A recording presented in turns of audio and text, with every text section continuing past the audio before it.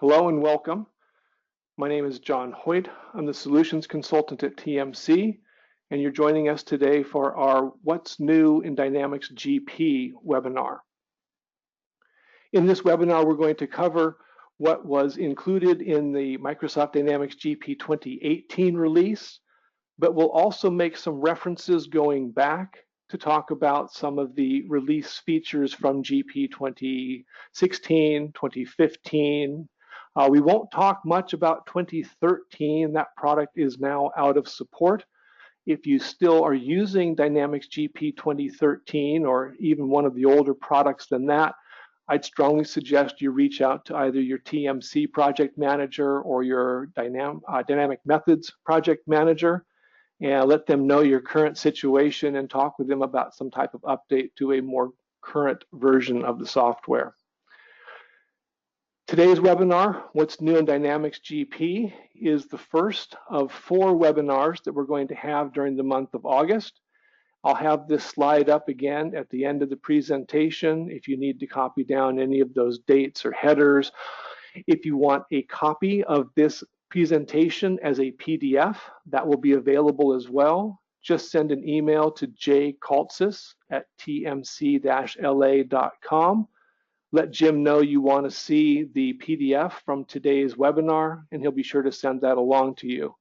And as always, of course, you can get more information about TMC or Dynamic Methods at our website, www.abouttmc.com. I want to start before we get into GP 2018 and just talk a little bit about the current Dynamics GP roadmap. This will show you the versions that are currently supported by Microsoft going back to GP 2015 and then through the various 2016 releases, GP 2018, which was released just at the end of last year, December of 2017. And we are still looking forward to the new features that are coming in GP next. That typically now comes from a function that Microsoft offers where they're taking requests from our customers, from you, our clients, and our user base. What features, what functionality is currently missing in the system that you would like. You can write that up and submit that directly on the Microsoft site, or if you want, just write up what you'd like to see in the product and send it to Jim, and we'll take care of getting it put up on the Microsoft site. From there, other people can read and vote, yes, they approve or they agree with what you're suggesting. And based on those feedback from the customer, that's really how Microsoft is determining what they're going to prioritize in the future releases of this product.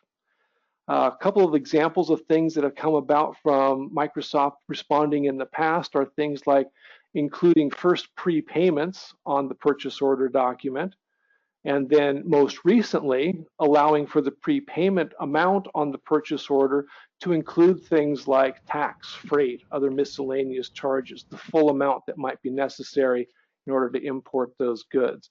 That came about as the result of a suggestion from one of GP's customers. It got enough yes votes on the website. It got moved straight to the top of the development list. Okay, I'm going to move now into the GP 2018 itself, and we're going to talk about first some of the system-wide changes that have been made in the product. One of the real time savers for people is we now will let the system know that you are accessing anything via the system manager role, anything where you would have been prompted in the past to enter in the system password. So working in new users, for example.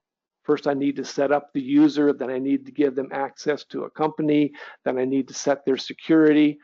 Each time you had moved from one screen to the next, we'd challenge you again and again and again for the system password. No longer, after you've entered that system password once for that active session, you will not be challenged for the system manager password again. The document attach function was introduced in, I believe, 2015, and it expanded the ability for document attachment in GP from a single document to virtually an unlimited number of documents. And then some additional functionality around that would allow you to attach a document to a master record, have that document then be available as I'm entering a transaction for that master record. That comprehensive document attach function has now been expanded to include additional windows, additional inquiries, more places to both attach windows and to view those attachments. In a kind of standard looking master record, something like customer maintenance here, the attach function is now included in the toolbar across the top. It has its own dedicated button. This is the symbol for a master record that does not have an attachment associated with it. Once an attachment's been associated with a master record, that symbol changes, just like the old note symbol would change from the blank page to the page with a number of lines written across it. That particular icon, the old note icon, is still used occasionally. When you open the attachments, this is the window where you're going to have access to the documents that have been attached. In this particular case for my vendor, I've attached two different records. I have a price list and I have a terms and conditions document.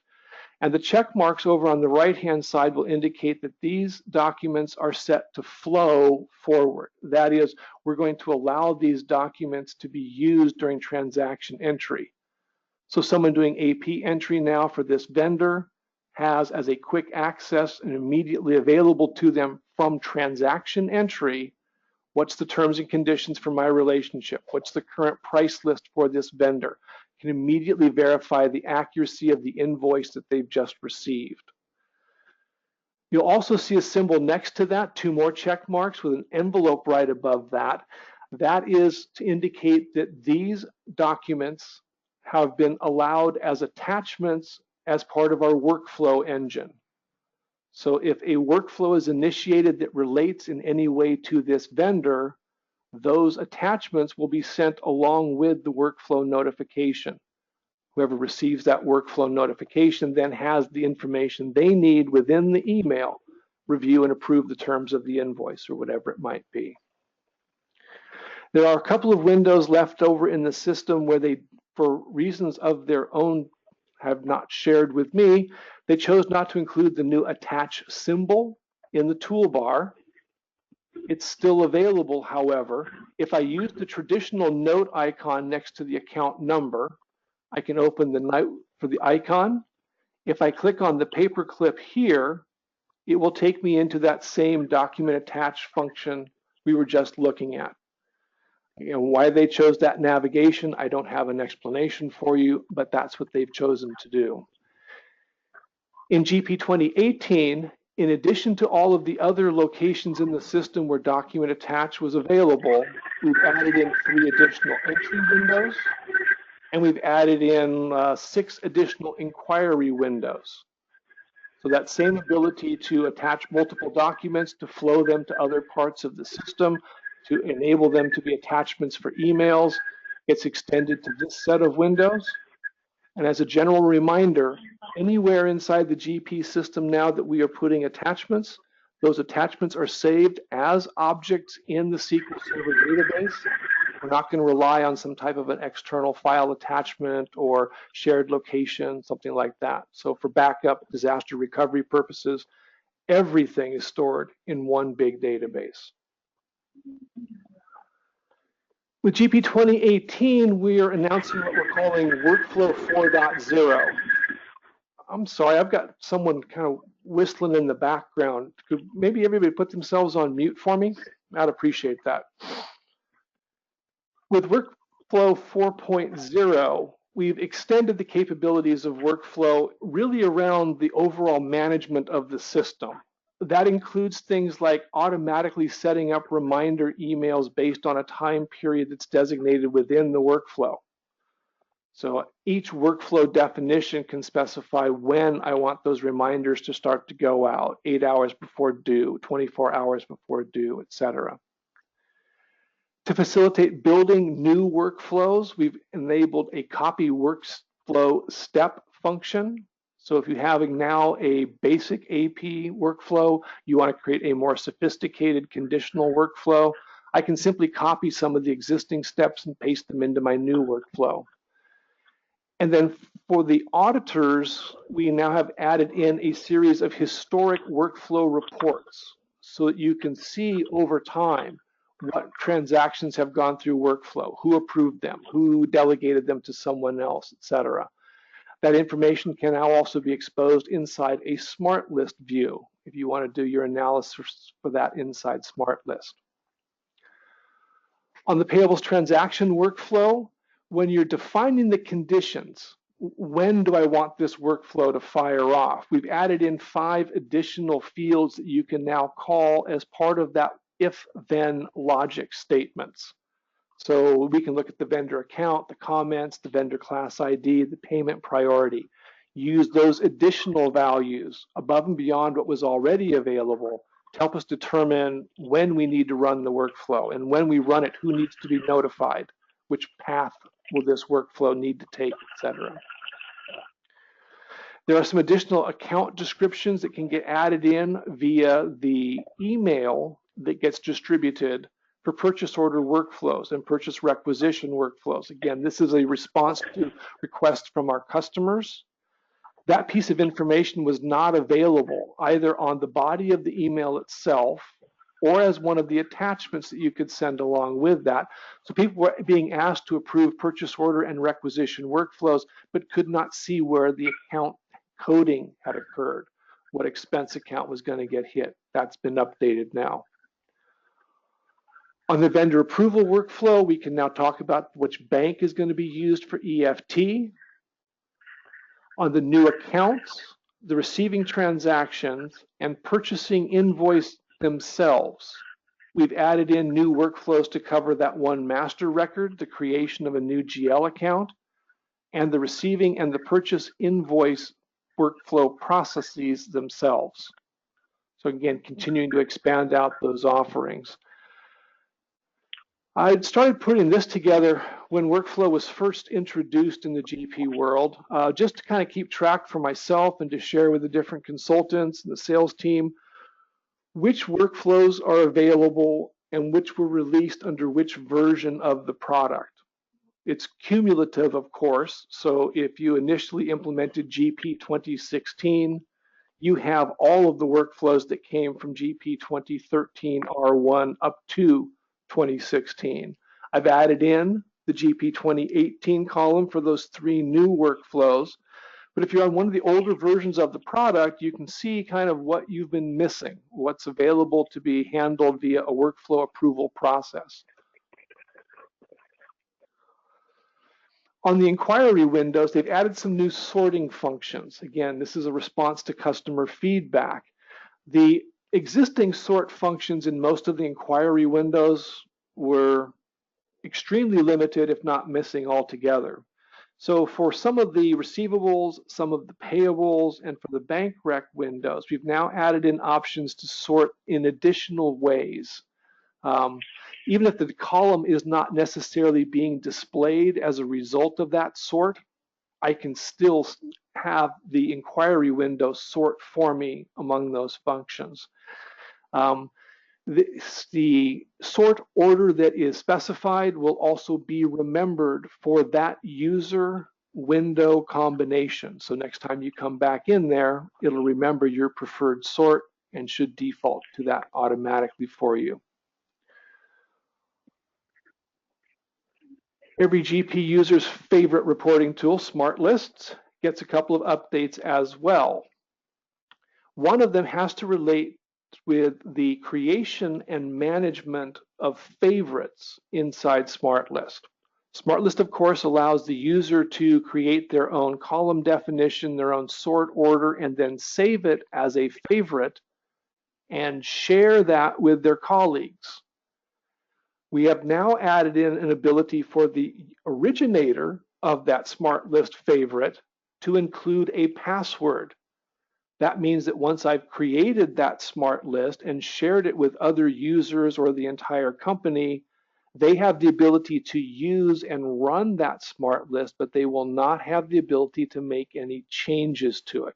You have to know the password in order to go back and add new columns, remove columns, things like that. So once a smart list has been created and published, so to speak, you can rest certain that people using that smart list will all be using the same version of it. Everybody has the same version of the truth that way.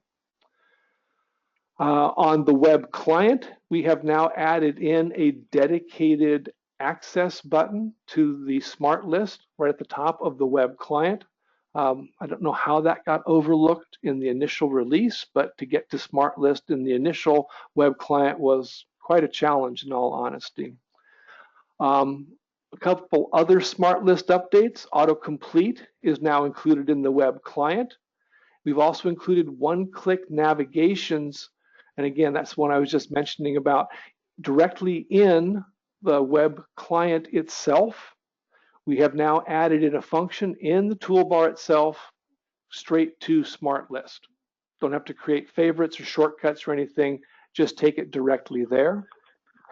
I'll point out just to the left of that also a function that got added in GP 2016. This is a search function.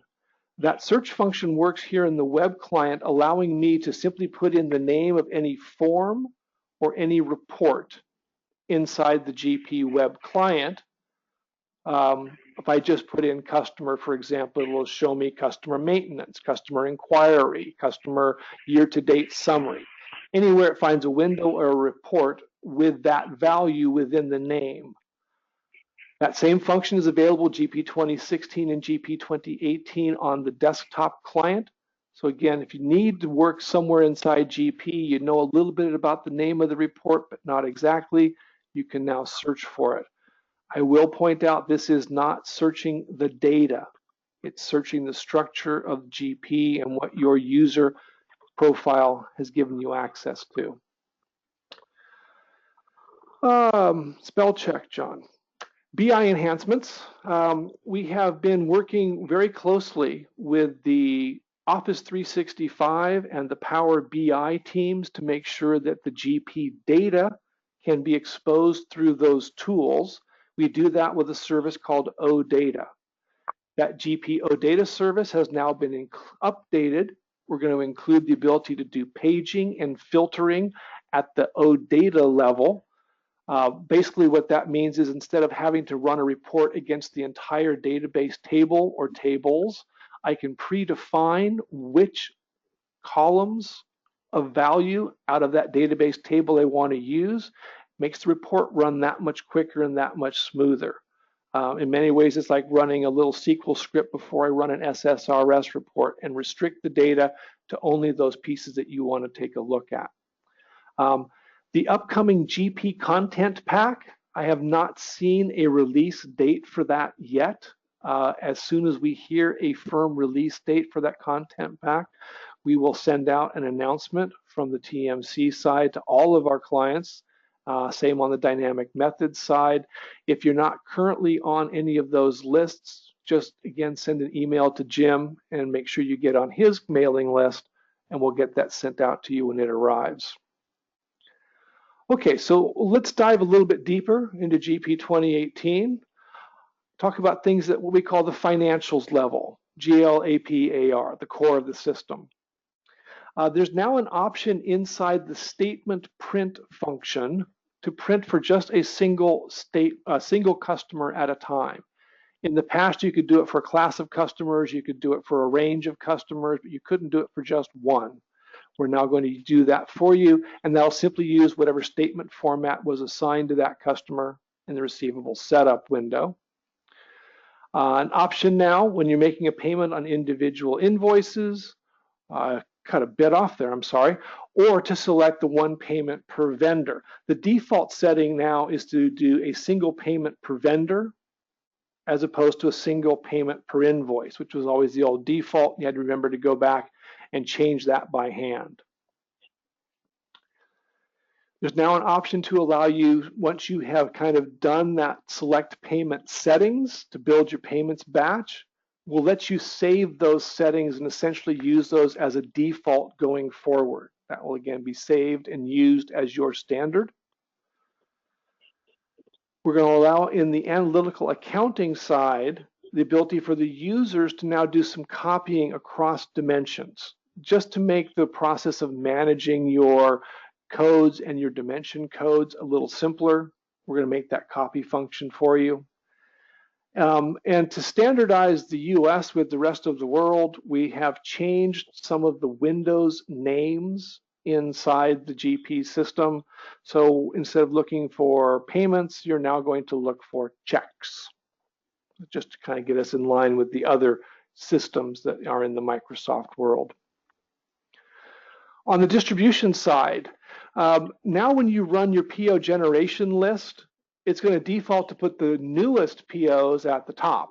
The old sort order was to always put the oldest POs at the top, which means to see the new stuff, I had to scroll to the bottom. Again, this is the kind of thing that we're asking feedback for. When we get that feedback, they're going to make changes on the system. For the originator of a requisition, as it moves through the workflow process and gets approved and gets transferred into a purchase order, that PO information is now going to be shown on the requisition list. So the originator gets that immediate feedback. He can see which of his requisitions are still open, what's been ordered, and what PO number that's on. There's some additional print functions. And on the sales side, there's now an option to display the hold status in sales transaction entry. In the past, you had to know whether or not that was going to be on hold or zoom down into the hold window. Maybe the customer has a credit limit problem, so there's been a hold automatically placed. It's going to bring that information forward. For those of our clients that use HR and payroll, there are now some setup options that allow you to start to roll those down to your inactive employee records just to keep everything synchronized. So an inactive record in the past would not have accepted or received any of those roll down changes. Now we'll keep everything standard, and if an inactive employee returns, gets placed back on active status, their record will be up to date with pay codes, deductions, shift codes, etc. Posting setups, posting reports. GP loves to bury us all in posting reports. So we have now added the ability in the posting setup windows to turn off all of the garnishment reports during posting setup in payroll. You can turn on summary, you can turn on detail, you can turn them both off, whatever you would like to use.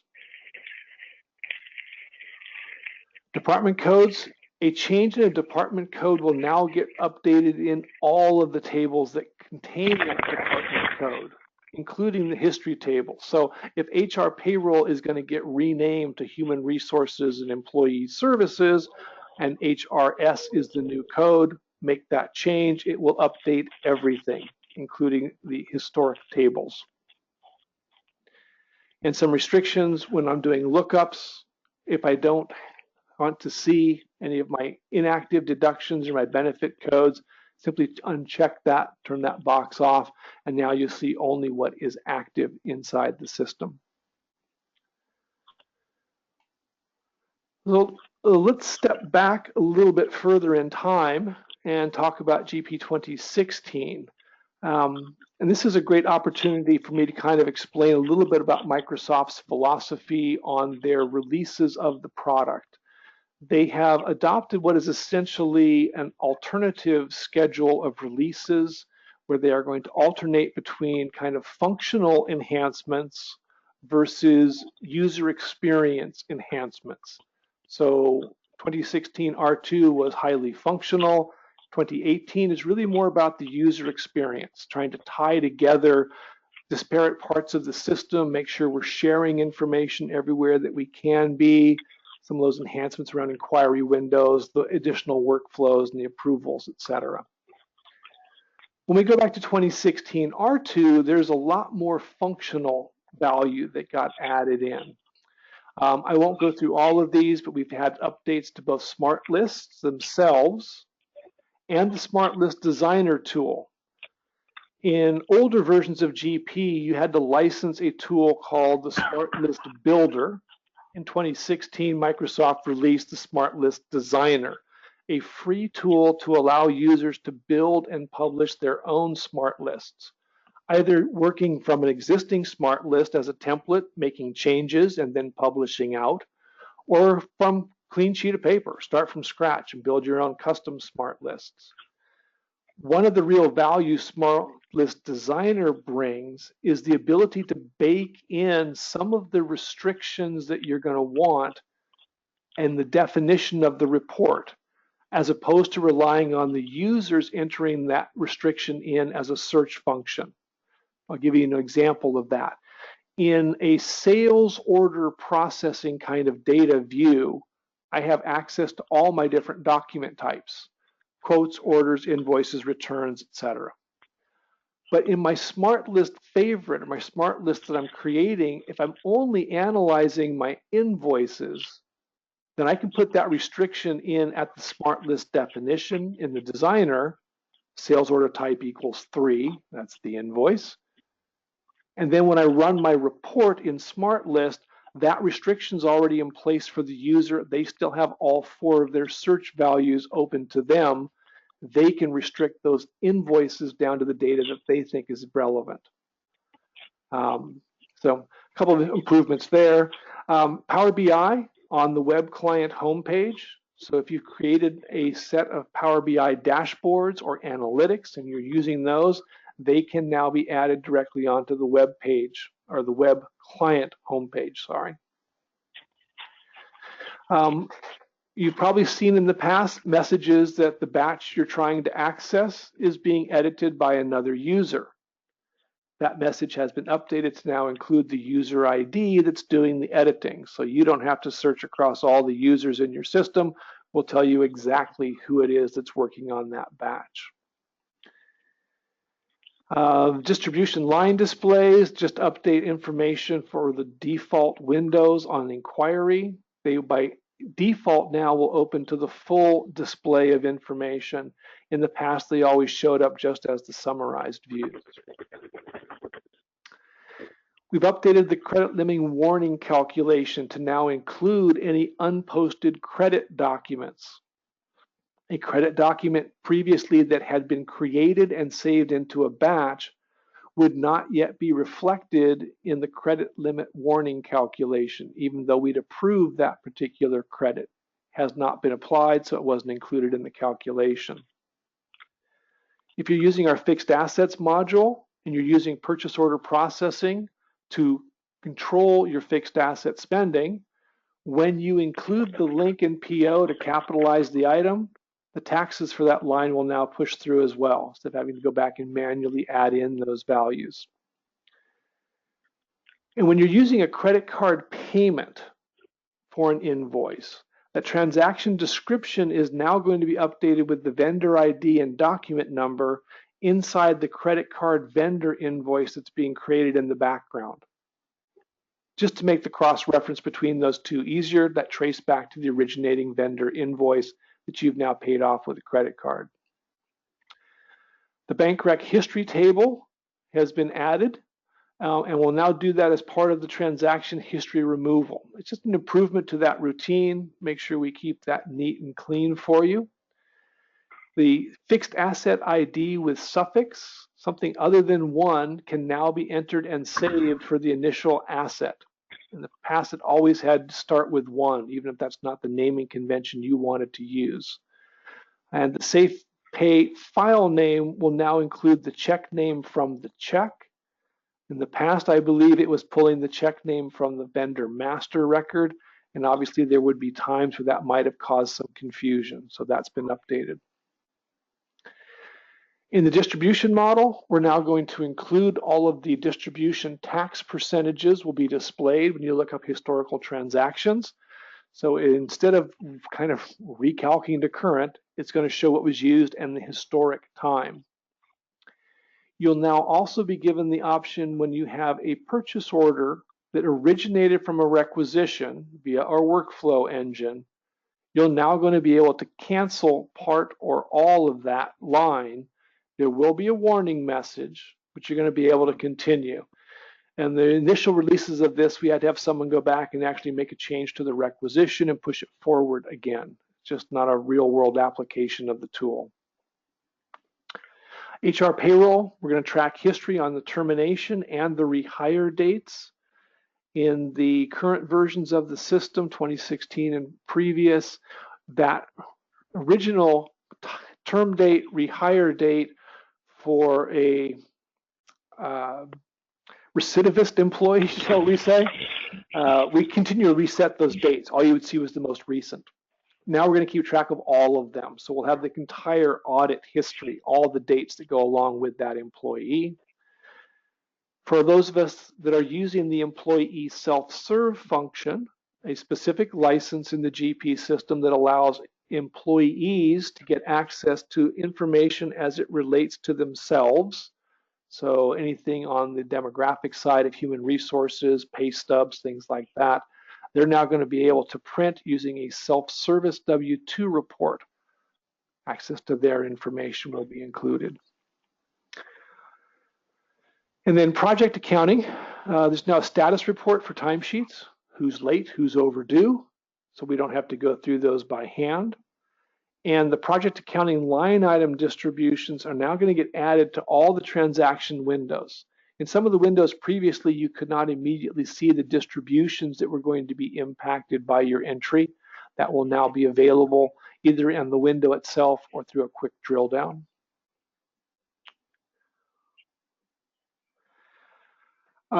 Getting further and further back into the history now, probably talking 2015 for most of this, and I'm going to move through these much more quickly. Again, this document, as well as the complete 2013 through 2016 What's New, are available. If you want them, just send an email to Jim, and I'll have his email address up again at the end of the webinar.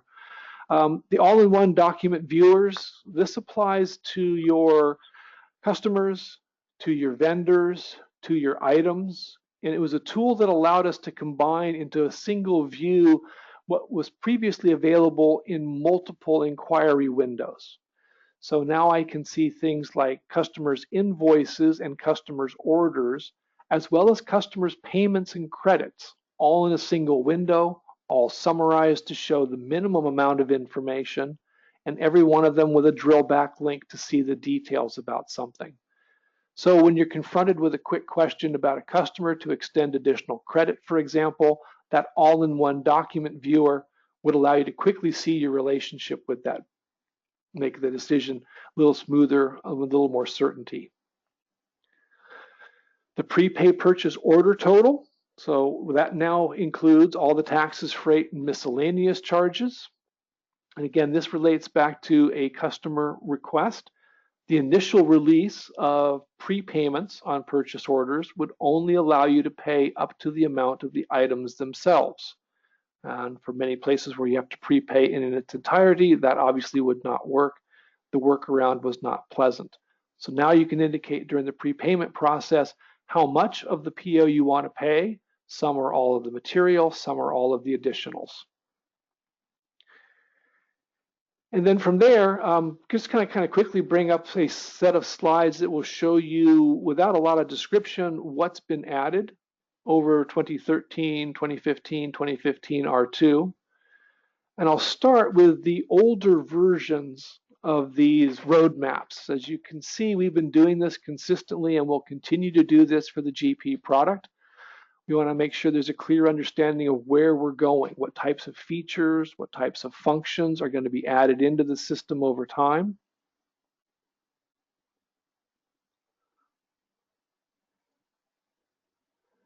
Back in 2015, again, the focus really was in three areas. We wanted to expand the workflows.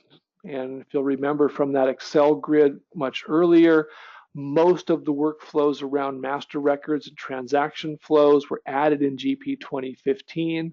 We've continued to add to that and to improve around the edges of the workflow, but the core of the workflow itself came out of 2015.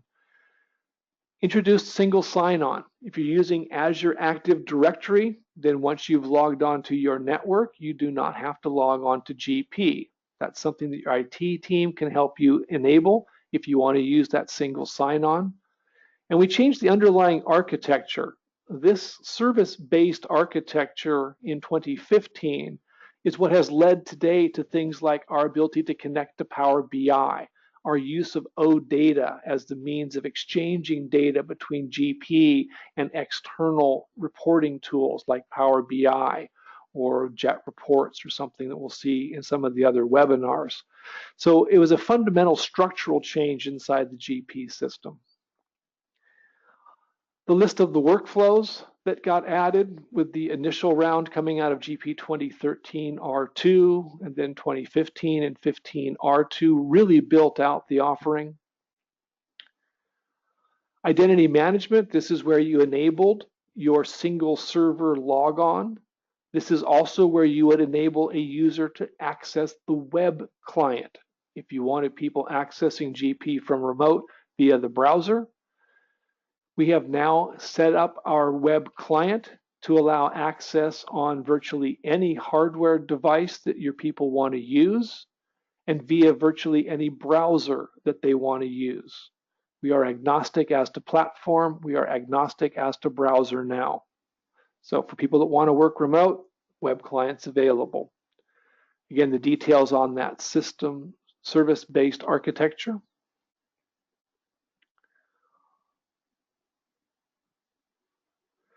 The navigation integration for Management Reporter.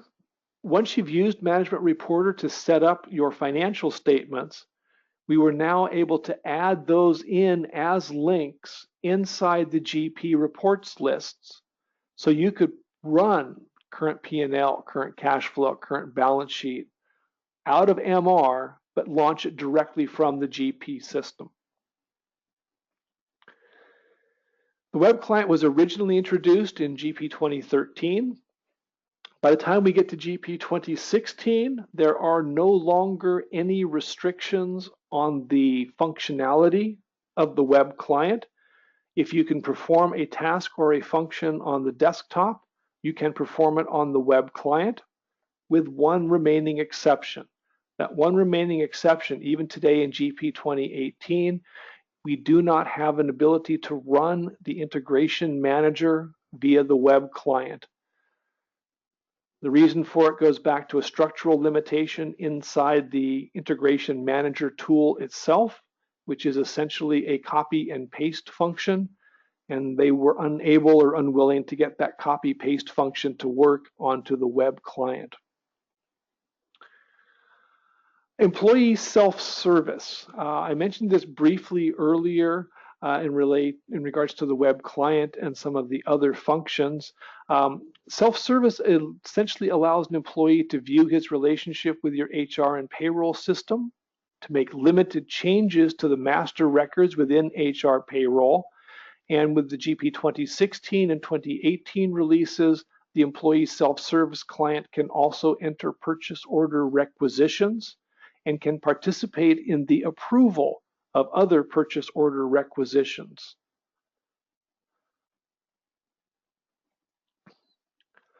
Lots and lots of changes got made over the older versions to the financials. Again, I've just simply tried to combine all of these together into a single view.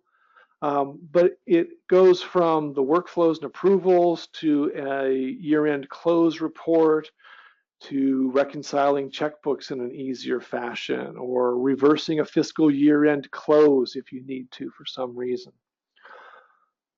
Same's true on the distribution side. Added in some of the workflows, added in requisitions, made it access to project time and project time workflow.